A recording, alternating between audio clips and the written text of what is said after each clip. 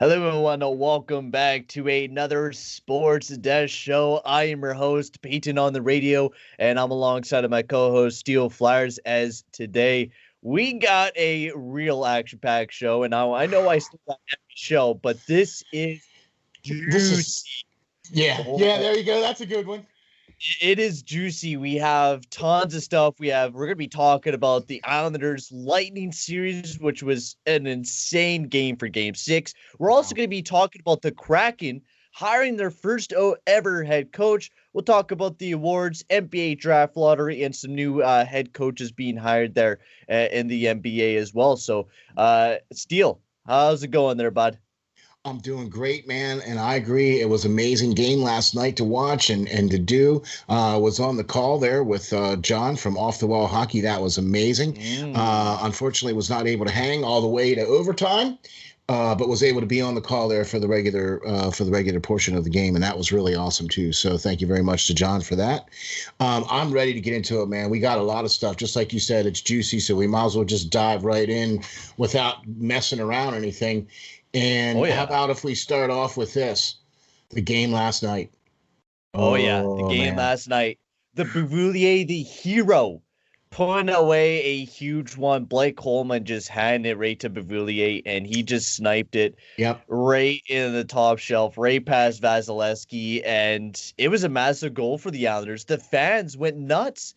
I mean, this is what we've been waiting for. Like last year in the bubble, it was exciting hockey, but it just seems to like raise it up by another level. Seeing those Islanders fans chucking beers into the rink, and Bouvillier said it best. It was like smelling like cigarettes to start off the overtime, and then the ended, it smelled like beer. And I just think that was just a great send off. And it might not be a send off for Nassau. They might be playing a little bit more there if they do win Game 7, but that might be the last game in Nassau Coliseum. And if that was, I think it was a great send-off. It was funny because I saw the comment there that said it looked like a Philadelphia game. They were getting all Philadelphia on everybody, throwing all the garbage on the ice and everything, and I was like, oh, I see, sure. I mean, it's true, but okay, sure. You don't have to take a dig like that. But yeah, I'll tell you what, that game was amazing. It was a lot more structured. It was more like Game 3. Thought for sure that this would be like the third period was the desperation mode for the Islanders, and that's what got caught up and was able to get those 2 goals there in the third period to get them caught up to tie the game. You know what I mean? And to push it into overtime. But when you make a mistake like that and give the puck up to especially somebody like Bouvillier, what are you going to do except watch it go into the back of your net? Basically, and I mean, like, he's going to be sleeping on that one for a while. If they do lose this series, he's going to be regretting that one for a long time to come. But I guess another big topic in this game was the reffing once again. Chris Lee, I guess a famous ref nowadays for not calling things. We've seen Nikita Kucherov go down with an apparent injury. He only played about a minute in this game with a hard cross check from Mayfield, and then he went for a hit on Barzal and just never looked the same. Nope. Do you think we should start calling these cross checks? Because Mayfield threw so many last night. I mean, he was all over the place. First of all, he got a goal as well. Yeah. But do you think that these cross checks should be called, especially when it was right in front of Chris Lee? You know, he also did another one too later in the game against Stamkos that smacked him up against the glass and opened up Stamkos's nose. Okay. And watching the hit that he did on Kucherov, why aren't these calls being made? I don't know. It makes no sense to me, especially when they're happening right in front of you. You see what happens. Look, I get it. In the front row seat. Yeah, I get it. They're trying to put the whistles away somewhat in the playoffs and all that. You know what I mean? And I get that. But they're trying to call the obvious ones. You know, like they called a tripping call last night against Tampa Bay that it wasn't even really a trip. It was his stick got tied up in one of the Islanders' skates, right? He wasn't trying to, slew foot him, or he wasn't trying to do anything like that. It's just that his stick got caught up in his skate. But, you know, that's the obvious thing. When you see a stick in a skate and a guy goes down, that's automatic tripping call. You know what I mean? So we talked about this before. Would you much rather them stop the game, do the replays, and get it right, or this is what you have? Yeah, and that's the big problem, right? Like this game, it had some decent penalties going back and forth, and I mean there could have been a lot more going towards the Islanders, and the inconsistency of these penalties being called is just not what the fans want to see. We've been seeing that from the Montreal Canadiens Vegas Golden Knights series. We were seeing that a lot, and now we got to see that in the last game where Mayfield took out a guy, Nikita Kucherov, who's an all-star. And I'm sorry, when I'm watching hockey, I want to see Kucherov out there. He's a talented player. I don't want to see him get cross-checked in the back and having to leave the rest of the game because of an injury. I don't personally like to see that. I know it's playoff hockey. These guys are supposed to be physical. But when a guy goes on your back when there's no protection and two hands you in your back, I think that's a very scary play, and you're putting these guys' jobs on the line. And exactly. I just think that, especially when Chris Lee was standing there right in front of Mayfield and Kucherov, that should have been a call. And same with the Stamkos one. That was dangerous. He cross-checked him and then banged his nose right off the boards, right? Yeah. That's dangerous play, and we can't be having that. But the Islanders, they edged out a close one against the Tampa Bay Lightning. It was a fun one to watch. The refs, I think there needs to be something changed. Either the rule books need to be explained a lot more to these refs, or how to coach these playoffs, or what the heck, because it seems like there's a total different rule book once we get into the playoffs, and we don't know what it is. These players don't know what it is. They think they know the rule book, but they don't. And that's a disservice to the players. That's the hard part. Right. That's a disservice to the players when you don't know what the rules are, because then you don't know how to coach them. And then they don't know what is legal and what's illegal. You know what I mean? That's the same in football, too. They have a lot of issues with that in football, too, especially with the hitting. You know what I mean? Like, what's a legal hit? What's not a legal hit? What's a legal catch? What's not a legal catch? You know what I mean? Yeah. So it's like, okay. But I am definitely all for advocating getting these cross-checking calls a little bit more closely, because it also happens a lot, too, with the guy standing in front of the net, where the D-men are doing that a lot, too, to those guys, especially if you see a guy down in his three-point stance, with his stick down, and he's hunched over and he's over his skates, and you constantly see the D-man there with his stick up his back. I see it all the time. Everybody does it, but that's what allows it to continue to happen, and that's what allows him to do that against Kucherov. And nobody looks at it and goes, well, that was no big deal. What? Yeah, like one of the players said that, like Stamkos said that the ref said that it wasn't malicious intent. And I'm like, in the rule book, it doesn't say that there needs to be malicious intent in a cross check. If it's a cross check, you put up your hand, it's a penalty. And that's the way it should be. But it seems like in the playoffs, they don't care what's a penalty and what it isn't. It's playoff hockey, and we're seeing a lot of physicality, and Mayfield really brought it in that game. For sure. Let's get on. 7.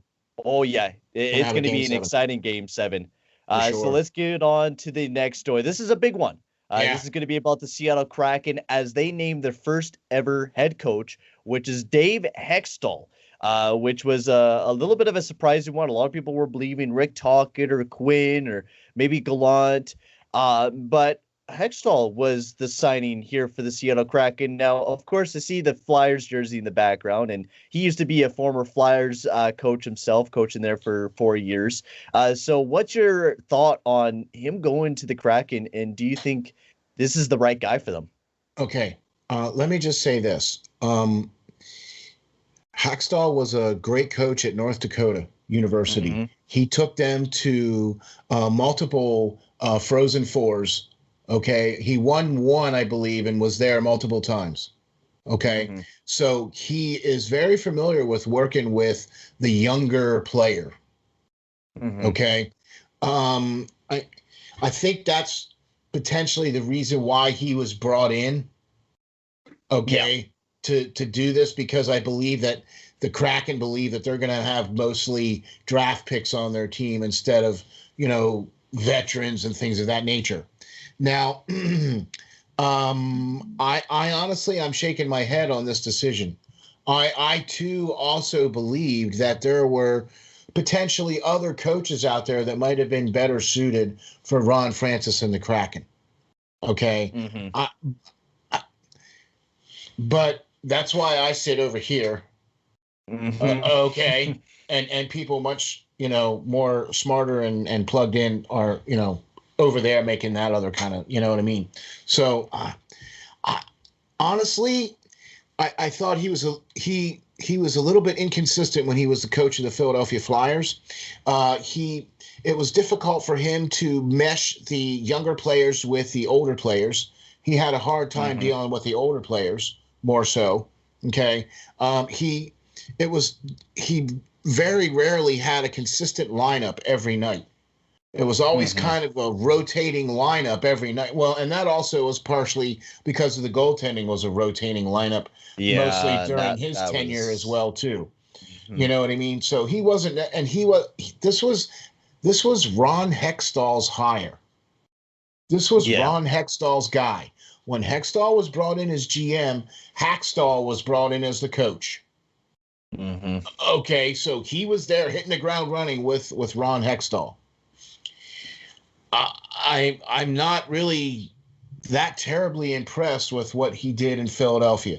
Now, he moved on to be an assistant coach in Toronto, and I know he's also been an assistant coach for, I believe, the American hockey team or the Canadian hockey team. I can't remember which one. I think he's American. I think no, actually, he's a Canadian. He is Canadian. All right. Yeah. So all right. I knew he was an assistant coach with one of the Olympic teams. I couldn't remember if it was the Canadian or the United States. So he was an assistant for the Canadian hockey team then too. Yeah. Yeah, I think so. Honestly, this move, I don't mind it because Dave Haxtell wasn't in the NHL as long. You take a look at Gerard Gallant as well. He didn't have the greatest record over his career coming into Vegas. So you never know. Maybe this fits Ron Francis perfect enough. And maybe during the interviews, Francis's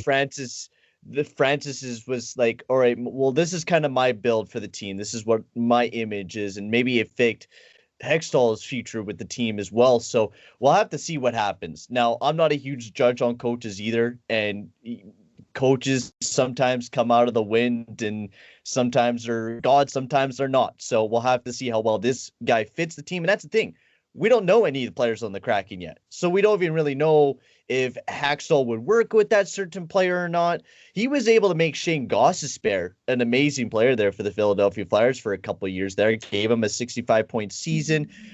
Even gave Giroux a couple 100-point seasons as well. The only problem that, the Flyers had when he was the coach was the goaltending.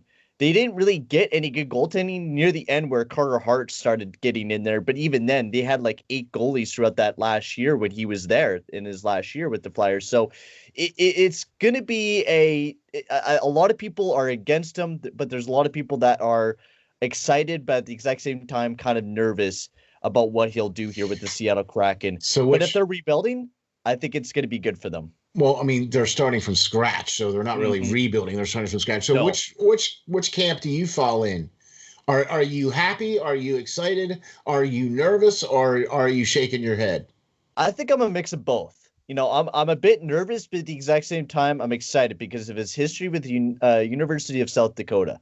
Yeah. But now we have seen a lot of those coaches not really pan out to be very much, right? You could have hired Quinn, and you could have had maybe the exact same thing, but he was struggling with the Rangers there for a bit. Maybe because Quinn didn't fit so well with the younger guys, it seemed like they're in the Rangers. Yeah, that's true. So maybe Haxtell, maybe they seen him as a guy that fit with the younger guys, because in this expansion draft, you're going to get a lot of younger guys in this expansion draft. There's a lot of younger guys that is available that you could pick up. Like Matt Dumpo, Ryan Graves, just to name a few that could be possibly available. There's going to be a lot of young guys. So if Haxtell can help them develop some of those younger guys, even if he's not going to give them the best record in the world, if he can help develop some of those guys, I think it could be good. But it could also be hurt them bad. But he didn't do that bad as an assistant coach there for the Toronto Maple Leafs. I don't know what he was doing exactly, if he was managing the power play or the PK. Yeah. Which the PK wasn't bad, the power play. I think it was Manny Malhotra that was coaching the power play. But anyways, I don't think it's a bad sign here for the Seattle Kraken. Okay. I'm in the camp of I'm nervous. I'm very nervous about this one. I just I'm almost nervous, shaking my head, because I saw what he did in Philadelphia, and if this is the right fit for him, he's going to get a shot, and we're going to find out, aren't we? Because he's going to be coaching the youngsters, and we're going to find out just what kind of a coach he's going to be, aren't we? I guess so. I guess we'll see how he's improved, right? Welcome back to the NHL as a head coach, Dave, and get to work. Yep. You got a lot of work coming as we'll head off to the next story, as Patrice Bergeron has been named winner for the Mark Messier NHL Leadership Award for this year. He is the 15th winner of this award.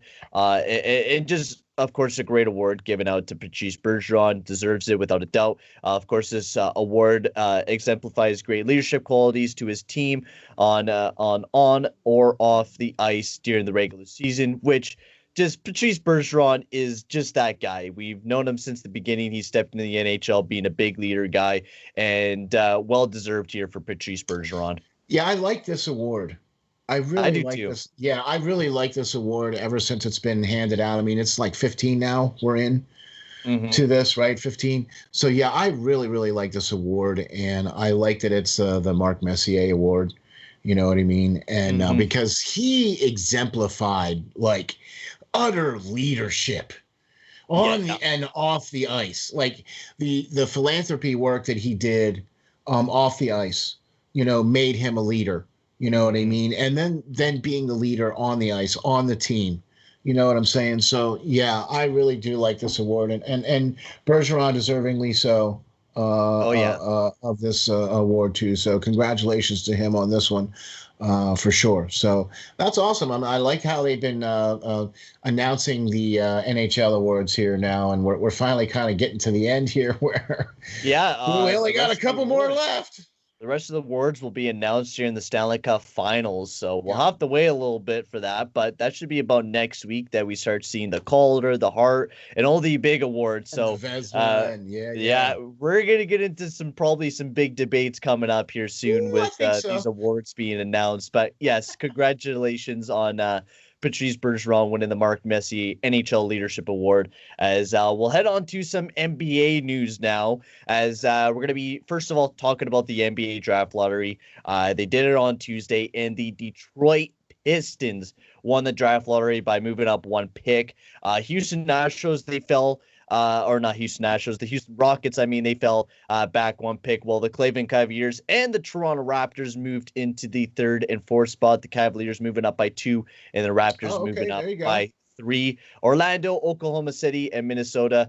Orlando moved down by 2. Oklahoma City moved down by 2, and also Minnesota moved down by 1. So lots of movement in this NBA draft lottery, which was more than what we've seen in the NHL, where we only seen Kraken move up. In this one, we got to see practically chaos happen in this NBA draft, as the Detroit Pistons, with the second worst record in the NBA, will have a chance at drafting Cade Cunningham, who looks absolutely fantastic. And just overall, that top 4 looks fantastic there for this draft coming up.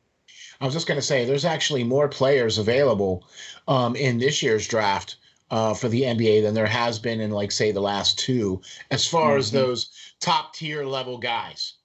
You know what I mean? Like those guys that all could be considered a number 1 draft pick. There's like 4 or 5 guys that could be considered a number 1 draft pick in this year's NBA draft, which is a considerably larger number than the last 2 years from the NBA draft. You know what I mean? So yeah, this, even finishing in the top 3 still gets you a really good shot at a really good pick this year for your team. So Detroit Pistons winning that lottery. And, I like to see when the bad teams get to number 1 picks. That's, to me, that's how it should be. Yeah, that's why I even like the way that the NHL's format is too. Like, I don't mind. I wish I could see more movement, but it's realistic to have not as much movement. And this NBA, like, it didn't end up looking that bad. Like, a lot of the teams that did jump up into the top four did not have good years and just overall were not good teams and all are deserving of that, those top four picks. I like the way that the NBA ended up, the draft lottery ended up. Detroit Pistons, they're going to get a very good player. Even the Houston Rockets, they were Yeah. looking at, they needed a big centerman to fill in a big role. Evan Mobley is there, which is a perfect guy for those Houston Rockets, and is a player that they're expected to take in that second overall spot. So Yeah. it's going to be a very exciting NBA draft. But the lottery got announced and it looks good. So let's move on to For the sure. next story. As we got the Indiana Pacers, they are set to hire Rick Carlisle as head coach. Now, not that long ago, we were talking about this guy getting fired from the Dallas, or no, not fired. He left the Dallas Mavericks, and Mavericks. now Yeah. he's back in. He's supposedly going to be signing a 4-year contract worth $29 million, which he was a great coach for the Mavericks. Had a Yeah. 181, 147 record. Actually also spent 4 seasons with the Indiana Pacers as well. So he is back there. So this is a great pickup for the Indiana Pacers. They're a very young team as they look to continually improve. They had a 34-38 record. They got a lot of young players. So I think picking up Rick Carlisle, a veteran coach who has coached them with some pretty all-star players, is put in a great spot here with the Pacers. Yeah, that sounds like a good move. It sounds like that's something that's going to be able to help them move forward. You know Mm-hmm. what I mean? Because this is what they haven't had a consistency there for the last few seasons. So it's going to be good to have a coach like that there that's going to be able to move this team forward. You know what I'm saying? And Yeah. make players want to come there. You know And what I that's mean? the thing, Because like, with him as that coach, that will make players want to come there and play for the Pacers. oh yeah, former guy that's won the NBA title back in 2011, who's even been with the Pacers, like I was saying, who had a 181, 147 record. He Yeah. coached a great record there for the Indiana Pacers. This team knows him. They know what he needs, and I think this is a great pickup here for the Pacers. They get a really good coach and on not a bad contract either. And Yeah. I think we'll be able to fit the Pacers with a lot of their young players in TJ Warren and Aaron Holiday and Malcolm Brogdon. I think just picking up this guy for their head coach is an absolute great fit for the team. So we'll head off Exactly. to our last story as we got another head coach sign, or maybe as Celtics are set to hire Nets assistant Ime Udoka as he will be the new head coach there for the Boston Celtics. They're right now just finalizing the agreement. He was the assistant coach to Steve Nash's staff for the Nets. Yeah. He was also played. He got some strong reviews from Celtic players who played on the U.S. national team, as he was the assistant under Popovich there as well. So some great experience there from Udoka, former NBA player as well. He's been kind of growing in the NBA system as an assistant coach there for the Nets and also the Spurs. So, and he's been under some great coaches. Yeah. Oh Popovich is yeah. a legendary coach. So this is a very smart move here by the Boston Celtics. And the thing is, as well, they got a very young team there with Jason Tatum. So this is a perfect coach, And I think, he's for a their young team. coach too. Yeah, this Mhm. is his first head coaching job, and he's a good young coach. You know what I'm saying? And so yeah, he's had a good learn under his wing kind of coach there with Popovich, being able to learn under that type of legacy. You know what I mean? Like you Yeah. always look at like the head coaches and then who their assistants are. And then usually that's where you get the next head coach for the next team is, you follow the really good coaches and then usually their assistants become head coaches. I mean, that's just how it is. And it's not just in the NBA either. It's in the Hmm. NFL too. You know what I mean? You look at NFL assistant coaches for like, say, pick one, Bill Cowher, Hmm. or who's the guy there in New England? I can't think of his Oh, name. Belichick. Belichick. Like most of a lot of the coaches that were under Belichick have either gone on to be head coaches other Hmm. places. You know what I mean? Not always successfully, but they've gotten the shot to be a head coach. But You know this what I is the mean? big thing that's different here with Eam here is that it was an assistant coach for 7 years with Okay. Greg Popovich with the San Antonio Spurs. He was an assistant coach for almost 9 seasons of his career as a coach. And now he's finally getting a head coaching job. So it looks like he took the time to learn under great people and under Yeah. great staff to learn that this is what you need to do to be a head coach in this in the NBA. And I think this is really smart by the Boston Celtics, bringing in a guy that really no one knows how he'll coach. And I think this is a really exciting move here by the Boston Celtics, a team that is looking to improve their team, right? They were 36-36. They were completely 500, and they Yeah. definitely want to look to be better this upcoming season, For sure. especially with their young talent that they got on the team. And especially seeing as how they were just in the playoffs, what, 2 years ago? I mean, so they're Yeah. not that far removed from making it to like the final four there, Hmm. as well too. So they want to kind of get back to that. You know what I mean? And they do have a young core of players there up there in Boston, to be able to. And then he's only 7 years removed from playing himself. You know, Yeah. because he's been coaching now for 7 years. So I mean, I think this is a good move for them as well too. It bodes nothing but good things for the Celtics as well moving forward. So wow, man, I'll tell you what. This was there's a lot of stuff going on, man. There is just a lot of stuff, and we're just so glad and happy to be able to bring it to you. So we're going to take a Hmm. quick little break. We're going to take a word from our sponsors. So get your doggies out and get them out in front of the screens because we're getting ready to talk about, that's right, Canine Country Club Resorts. They are the spa and groomers and outdoor pool and daycare for all of your pets' needs. They take care of dogs and cats.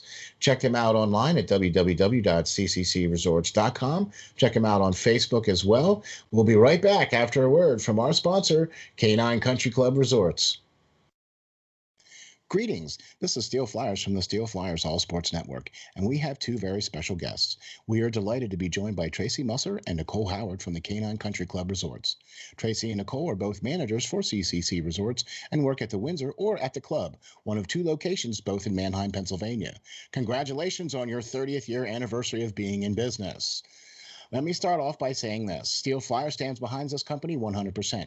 Taken care of Steel Flyer's furry friend for the last 2 years now, and they are a one-stop shop for everything your furry friend needs. In fact, let's find out what our friends at CCC Resorts offer. Nicole, how are you today? Good. How are you? Doing great, thank you. What are some of the great boarding services that you guys offer, and what do we have to do in order to get our furry friends taken care of when we are unable to travel with them? Well, we like to bring everybody in for a tour first. That way they can see the behind the scenes, they can see where they stay, they can see where they play, and then we explain all of the fun things that we can add on to their reservation, whether it be one of our packages, either a nature walk, a ball time, or even a cuddle time. Oh, wow, that sounds great. Boy, it sure sounds like a resort to me. So how are you today, Tracy? I'm doing well, thank you. Tracy, tell me, is it true that you guys have both an indoor and an outdoor pool at the Windsor location? It is true. We've got one of each, so we're able to offer year-round swimming.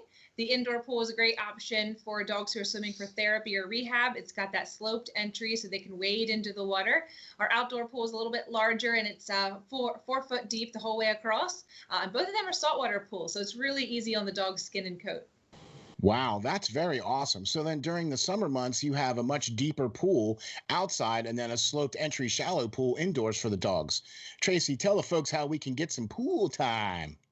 Well, the first thing everyone does is come for an intro swim. We use that time to make sure the dog is comfortable in the water. We make sure they know how to get out of the pool safely, and we go over all the pool rules and etiquette with the clients as well. After that, they're able to schedule private appointments where they have the pool to themselves, or they can invite friends and have a whole group swim going on. So after a dip in the pool, then it would have to be off to the groomers, right? I mean, our furry friends cannot go out looking their best. Nicole, what are some of the great services your top-notch groomers provide? Our groomers, they specialize in full service grooms. We can do the basics, whether it be just a bath and a brush out or a blowout. Or for the extra pampered pooches, we can do nail dremels, we can do deodorizing soaks, and also facials. Wow, man, that sounds like a resort if you ask me. Tracy, I know one of the main programs here at CCC Resorts is the WAGS program. The Steel Flyers dog is enrolled in this program. So why don't you tell the folks what is involved in this and how they can get enrolled? Yeah, the WAGS program is our primary daycare option at the Windsor. It's designed to be a structured program for people who are looking for a set routine for their dog. They all come on the same days each week, which allows them to have set friends, and we know exactly what's going on with each group. So we do a little bit more activities and we build more into their daily routine there. But we've got other daycare options as well for people looking for a little less commitment. We do an hourly care where you can drop them off and just pay by the hour. We also do a day stay option, which is great for the dogs that prefer human friends instead of making friends with other dogs. And then we have a traditional daycare option as well if you're looking for the occasional outing for your dog. Wow, there you have it. A full-service groomer, a daycare program, and an indoor and outdoor pool. What more could you ask for? Sure seems like CCC Resorts has everything covered. Remember, DOG, depend on God. Welcome back, ladies and gentlemen, to the Sports Desk with your co-host, Steel Flyers, and your host, Payton, on the radio. Yeah, that was a great word from our sponsor at www.cccresorts.com. Check them out on the web or on Facebook. Get your appointments booked for the groomers. They got them stacked up now. And also get your time out there for the outdoor pool. It's open and it's beautiful and sunny, so get your pets into the water. It's a beautiful thing. All right, here we go, man. This is one of our favorite spots, the scoreboard. Woo! Yep, we got the scoreboard. It's been an exciting time for almost any sport. If you're a fan of any sport, it's been a fun time. So we're going to start it off today with a little bit of NHL scoreboards because there's been some pretty exciting games. We're getting down to the wire. Pretty exciting we got games. some elimination games. We're getting close to the Stanley Cup Finals, and that is always an exciting time as a hockey fan. As we'll get into Tuesday's games as the Montreal Canadiens beat the Vegas Golden Knights 4-1 in a game where the Canadiens just played the better game. As they took a huge series lead, 3-2. They're going to have a game tonight in Montreal where the fans are already going crazy all around Quebec already. They're feeling excited about this game. The game will be happening at 8 p.m. Eastern. But let's talk about Game 5 and how entertaining this game was. Price was once again stellar. Nick Suzuki was insane. And the Vegas Golden Knights just seemed to have nothing to show for. 4 goals, or 4 points, I think it is, from their forwards. That's insane. How they've got most of their goals from their defensemen and their forwards have just been completely shut down. Yeah. That is a testament to the defense of Montreal. Okay. And I also think that's a testament to the goaltending of Montreal and Carey Price. Okay. Yeah. Now, here's another odd stat for you. Stone for Vegas has 6 shots on goal. How many games have they played now? Oh, like 5 now? 5 now? It's like a shot, almost a shot per game. And he has 6 shots on goal. That's it. He's one of their a shot per game. He's one of their bigger offensive contributors, or he was up until this point, right? You know what I mean? Pacioretty has disappeared, right? Where has this team's offensive gone? What I think is going on here is Montreal is matching them physically. Okay, I think so. Like it's insane what the Canadiens have been able to do. Yeah, that's why I think they're not able, because they're not able to fight through the neutral zone and get past Montreal's D to get any kind of. I mean, it's shown because all of their forwards have very few points, and the only points are coming from their D, which means they're getting shots from back at the point. You know what I mean? Or they're getting shots from D-men that are coming pinching in. You know what I mean? Which means that, they're keeping them to the outside, keeping them away from the, you know what I mean? So. And it seems like Montreal has been able to figure out how Vegas was able to score in the first couple of games. And now it seems like Vegas cannot score any goals in general. And we've seen this before last year where they kind of got hindered by Vancouver a little bit, where they kind of got Demco'd. And when they get a good goalie in front of them, it seems like Vegas just squanders and they can't do anything. When they can't get the first goal, when they can't really do anything. We've seen that in the series where if Vegas goes down, they're most likely going to lose this series. But even then, whenever we see Vegas scores the first goal, we just see the Canadians just battle back. Yeah. And not stop at anything to try to get back in that lead. And we've seen that in this game. We did not see them once stop and release that gas pedal a little bit. And I think that's the biggest difference between these two teams going into tonight's game is who's going to be more lethal. Is it going to be the Canadians who have that home ice advantage and are looking to go back to the Stanley Cup Finals since what, like the 90s? It's insane what the Canadians are able to pull off. Yeah. The worst team in the league that make it into the playoffs, and they're somehow able to beat almost one of the best teams in the NHL right now, in the Vegas Golden Knights. Well, it's insane, mind-boggling. Trust me, I'm very much impressed what the Canadians have done this year. It started off with them in the offseason with the most amount of moves. They moved Ty Domi. They moved some other players. They had a lot of moves in their roster in the offseason, right? And so thinking, with all those moves, the shortened training camp and the lack of practice, blah, blah, blah. They come out and rattle off the first 12 games of the season. I mean, just rattle them off. All right. Gosh. Okay. I guess Montreal's doing all right. Halfway through the season, they fire the coach. What? Mm-hmm. You weren't doing that bad, really. I mean, it was only okay. Fire the coach halfway through the season. All right. Now here they are. They make the playoffs. I mean, they squeaked. There's no other way to say it other than they squeaked in. I mean, by the hair of their chinny chin chin did they make to the playoffs. That's all you need to do, though, man.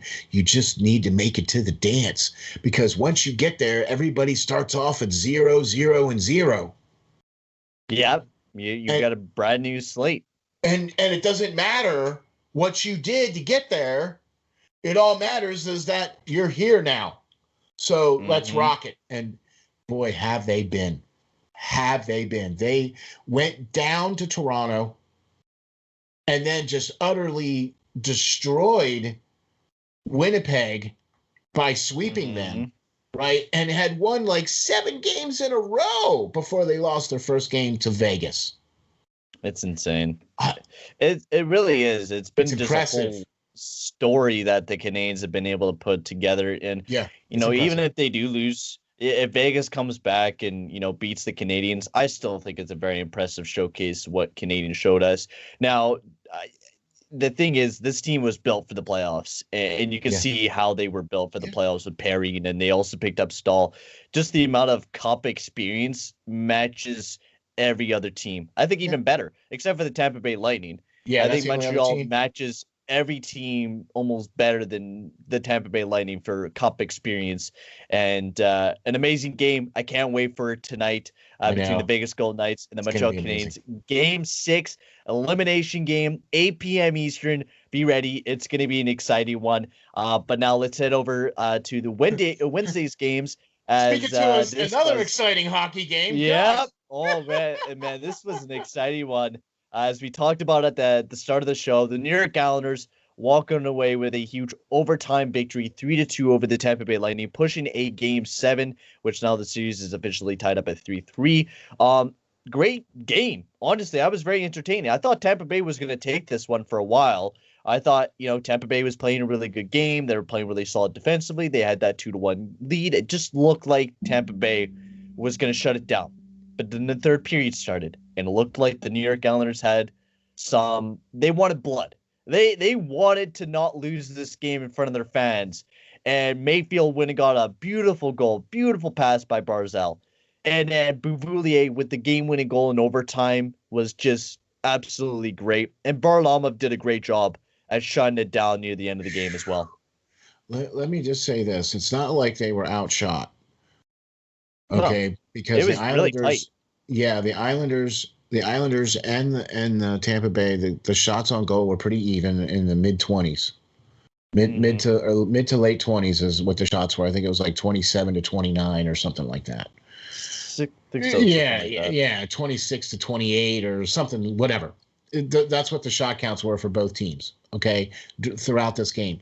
And it looked more like game 3, where it was a lot more structured, where it was a lot of back and forth, where there was very little offensive zone time there for either team. Both teams had to fight for the offensive zone time. But let me just say this. In the third period, it looked like Tampa Bay just didn't have it. Because, they were able to counter everything that the Islanders threw at them. And they didn't really have a sense of urgency throughout this game, the Islanders, that I thought they were going to have until the third period started. And then the sense of urgency kicked in. Okay, and the Islanders were playing like, oh my gosh, we got to do this or else we're going home. Okay, I thought we were going to see that throughout the whole game from the Islanders, and we didn't.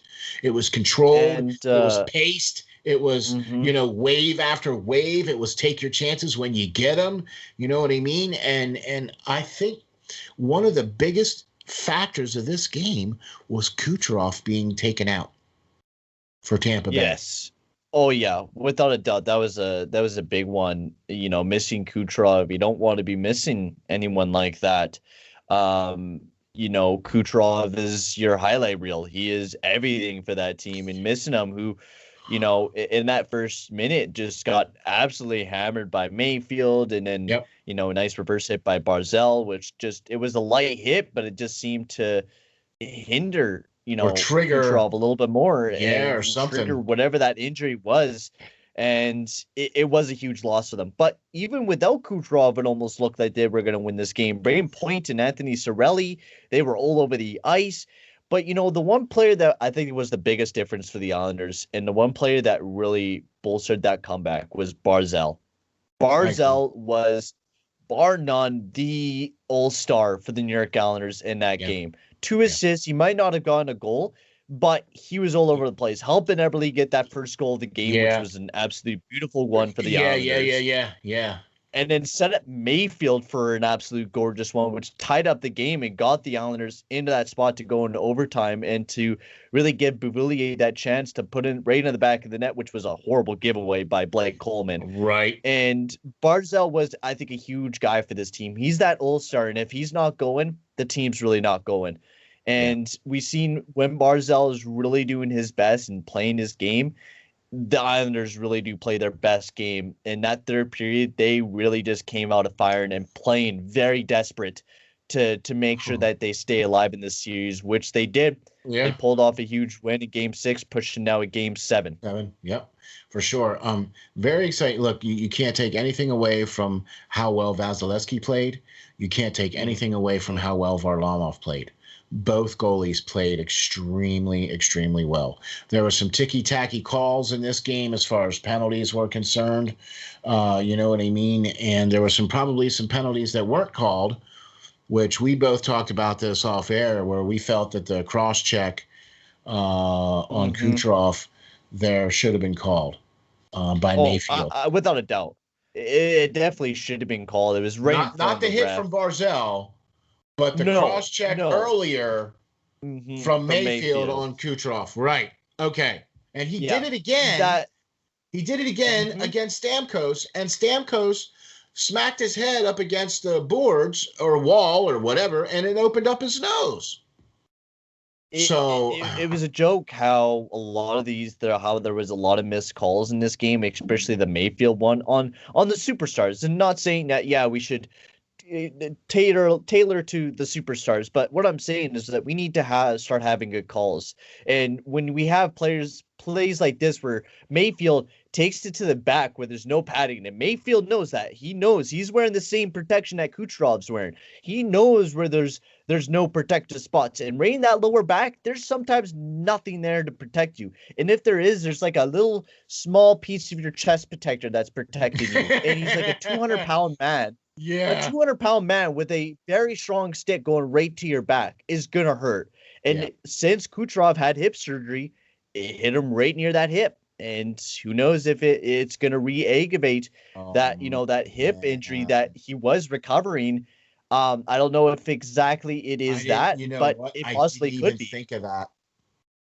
I didn't even think of that. I totally forgot that he had surgery and missed the whole year. Yeah, because of that hit. And that's like right above where he got hit with the cross check on the stick. Oh man. Okay, I didn't even think of that.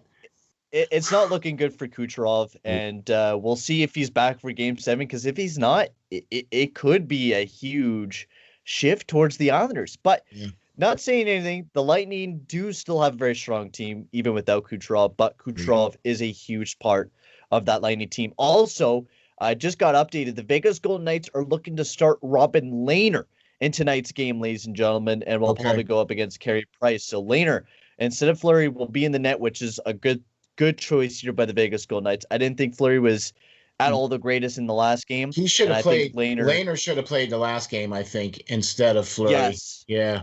I agree with you. You go with the hot hand, and Lehner was better. Fleury has not been, and I think you got to go with Lehner. It's a smart idea to go with him in this game. I agree. So let's head off to the NBA, eh? Yeah, you got it. We got a little bit of playoffs going on here in the NBA too. So how about that? Yeah. Woo! Yeah, we got the conference finals going on there in the NBA, so we'll get off to the Tuesday's games as the Suns, they pull out a tight one, 104-103 against the Los Angeles Clippers as the Phoenix Suns, they take a demanding 2-0 series lead. Now, there was a absolute beautiful play.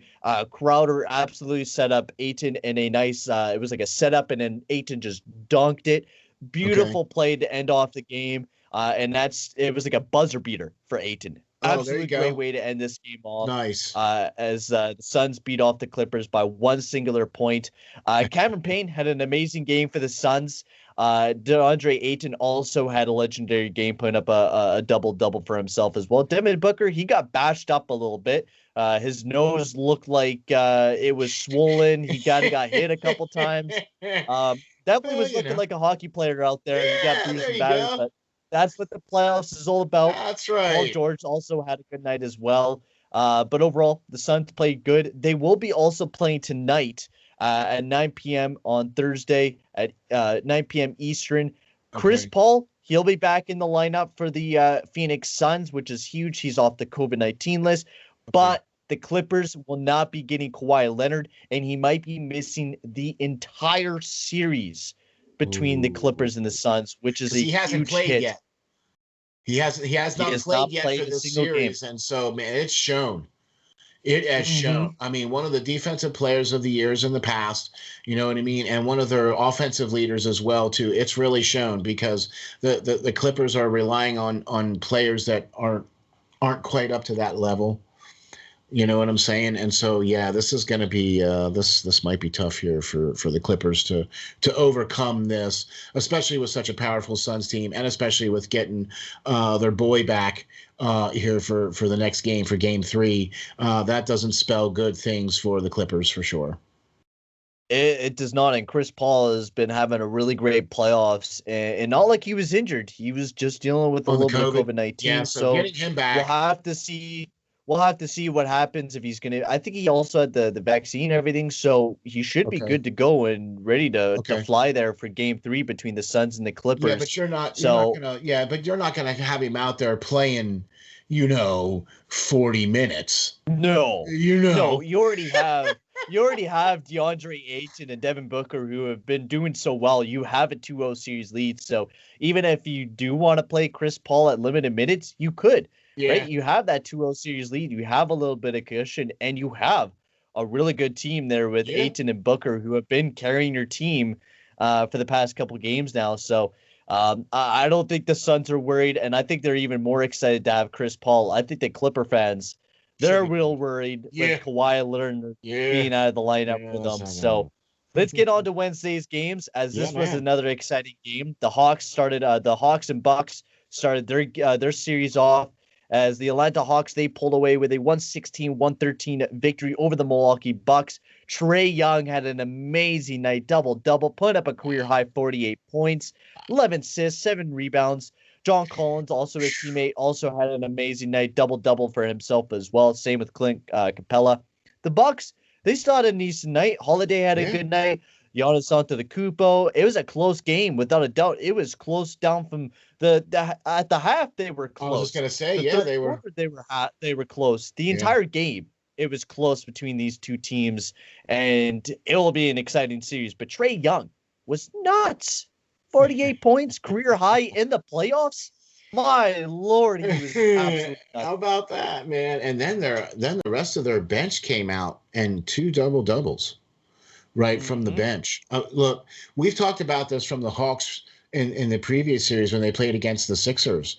And that was one of the things that helped them propel them past the Sixers was their players coming off the bench. You know what I mean? And so here it is coming up again. And this was, even though it was 3 points, it's still a win in the semifinals. You know what I mean? And to go up 1-0, I mean, still, yeah, I don't care what anybody says. That's momentum. That's, winning that first game is always, the percentage of teams that go on usually win that first game. You know what I mean? So it always bodes well to win that first game. So this was a good tight game here and played very well. And I think the biggest thing the Bucks got to do in the next game is to shut down Trae Young if they can. And it seems like no one can. 48 points. Oh my God. Can you put somebody on him? Hey, maybe you got to put 2 people on him. I think they could try, but Trae Young, like even watching the highlights, he has such the nice touch with the ball. He's breaking everyone's ankles out there. He's just been playing such a good game for the Atlanta Hawks. He almost seems unstoppable. Now, remember, people, Thursday's upcoming game is between the Phoenix Suns and the Los Angeles Clippers, and that will be at 9 p.m. Eastern. That will be Game 3. Chris Paul will be back in the lineup for the Suns, and Kawhi Leonard, he'll be out for Game 3 as well. As we'll move on to the MLB scoreboard, as we got some very exciting stuff, some big scores in the MLB. As we got the first game. Wait a minute, are you sure this isn't the NFL?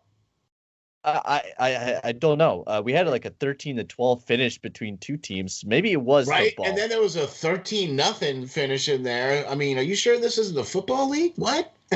Yeah. Okay.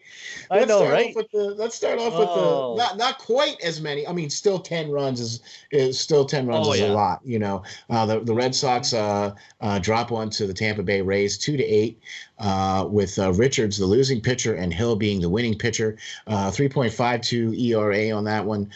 Pitching out some good innings on that. Was able to do a pretty good game on that. Tampa Bay 8 runs on the Red Sox. Red Sox can ill afford to be losing these kinds of games, especially to Tampa Bay. Well, yeah, the Boston Tampa Bay is right now a half a game back of the Boston Red Sox right now. They're playing another game today. Yeah. And if the Rays win, they jump right back into first place. So this is a big one for the Red Sox. And Richards just had a rough night. He only had 1 inning of work and just got nailed. Yeah. They were dinging home runs off of him in the first 2 innings, and that's never a good night. No, it was 5 runs in the first 2 innings for the Tampa Bay Rays, and after that, the Red Sox just weren't able to do anything, weren't able to come back, and took a huge loss, and a loss that they did not need, to say the least. Can't afford to take it. Now we're going to be getting into some of the football games.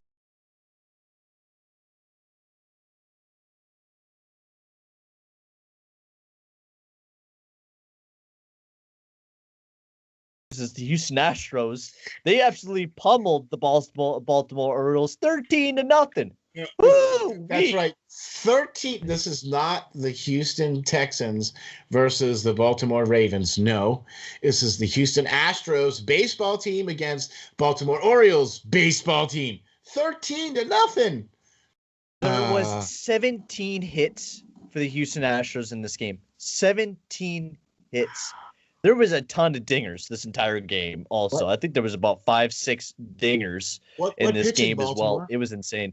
Eshelman, he took the first 4 innings. He gave up 8 hits and 6 earned runs. And then again, a guy named Jonas took over for the next 3 innings, and he gave up 7 earned runs.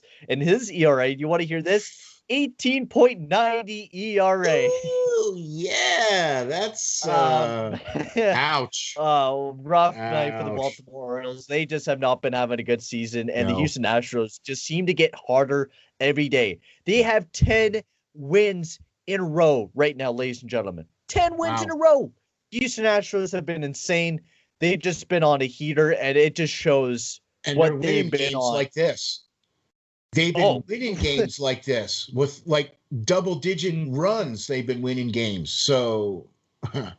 It's been, well, you want to talk about a lot of hits and a lot of runs. Well, let's talk about the Washington Nationals and the Philadelphia Phillies, where the Nationals pulled away with a very close victory, 13-12.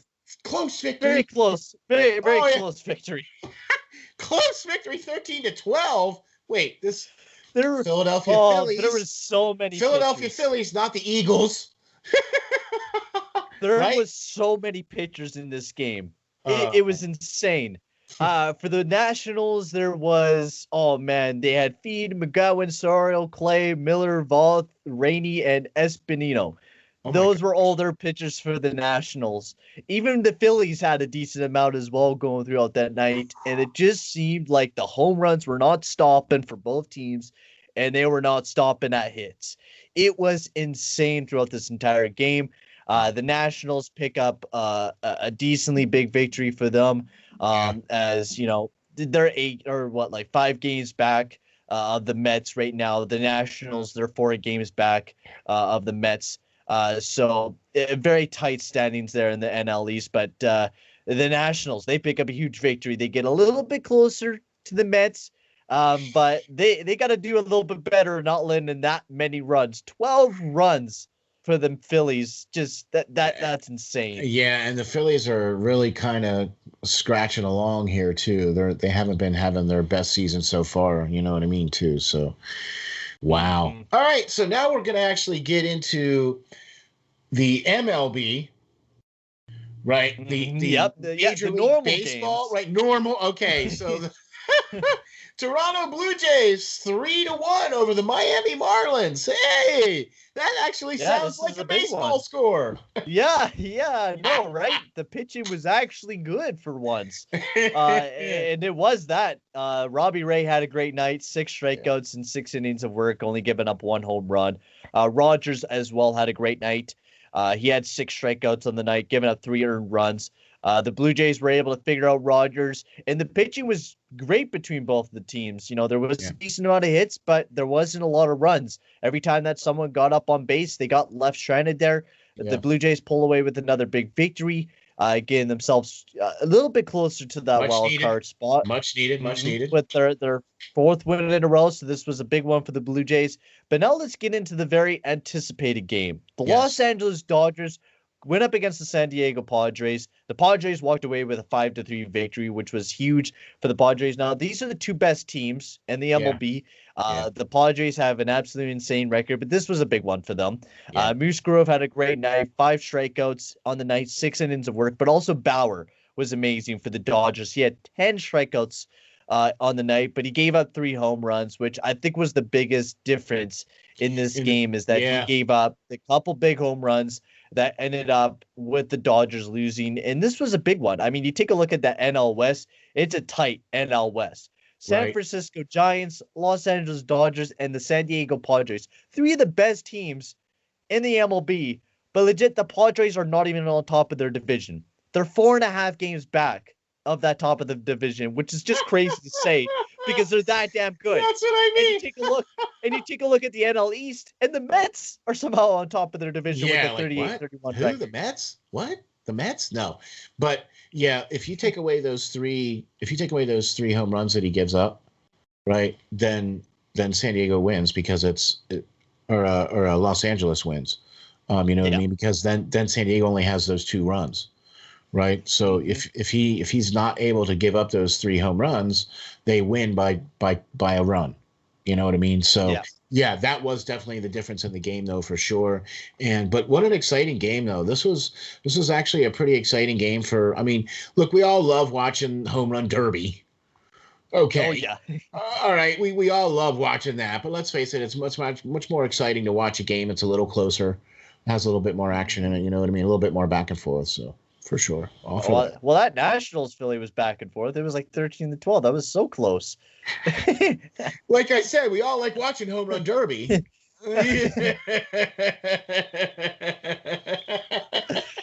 Wait, so you take away the Home Run Derby, right? You know. Yep. Oh man, I'll tell you what. So Oh, we got some exciting stuff coming up tonight. We got the Montreal Canadiens facing off against the Vegas Golden Knights. That is Game 6 in Montreal. That starts, I believe, at 8:00. Well, technically, it's going to be 8:15 puck drop, but okay, 8:00. And let us know what the other games that are coming up. Payton, what are the other games coming up here for today? We got the Phoenix Suns versus the Los Angeles Clippers at 9 p.m. Eastern. That'll be Game 3. And then for the scoreboard, we got tons of great games coming up for you guys. Houston Astros versus the Detroit Tigers. If you want to see another home run derby, I would definitely watch that game. That's at 7:10 p.m. Eastern. We also got the Cleveland Indians going up against the Minnesota Twins. That's at 8:10 p.m. Eastern. And then you got the Chicago Cubs going up against the Los Angeles Dodgers. That will be a very entertaining game. So make sure to tune into that one. That's at 10:10 p.m. Eastern. So if you're up late tonight, I would definitely tune into that game. That will be a Danny one. It'll be a good one. For sure. And so, all right, man, there you go. Well, we got the scoreboard under control. We got all the latest news out there for you. How about that? I'm your co-host, SteelFlyers, with your host, Payton on the radio. And we would like to thank you all for watching. We will be around for the next one, so check us out. Thank you all for watching and tuning in. We'll be back, and we'll see you on the field.